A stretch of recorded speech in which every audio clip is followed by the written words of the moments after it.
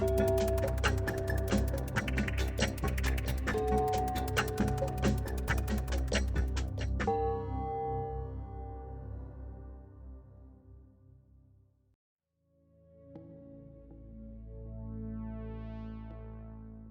realized just recently that painting has been part of my work for over 20 years. People have often described my work as sculpture, and obviously sculpture has its own set of traditions and painting has its own set of traditions. But I think those things are a lot more blurred now. One common dialogue certainly since World War II about painting is the idea that painting might only be the surface. And I'm kind of interested in the opposite of that. The idea that painting as mirror, as window, might be not something that's just the surface, but actually something to see through.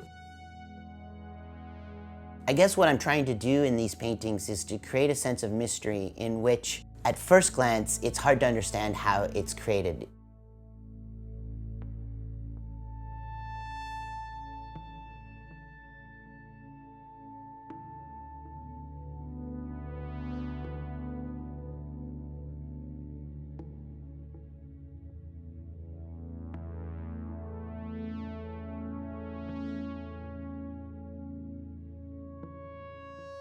I think of these objects that are embedded into the painting as a kind of prism, and they're shapes that originally reconstructed from drawings by a group called the Crystal Chain, who was in existence from around 1919 to 1921, a group of artists, architects, and poets who were trying to reimagine the world after the destruction of World War I.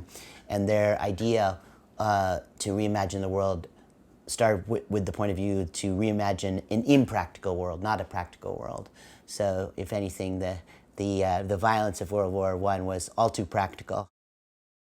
One of the hopes of abstraction was to be, let's say, less tied to the specificity of a moment, or feel as if they can connect one across multiple eras.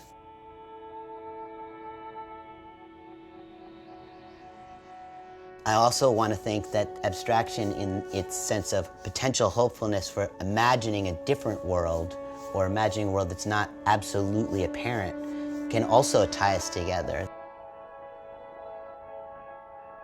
I think this tension between something that you make just as a person, an individual makes in the studio by themselves or with some small group of people, and yet is really about something potentially beyond that space and those people. I like that tension. I like the idea that it can be both. Something else, something more imaginary.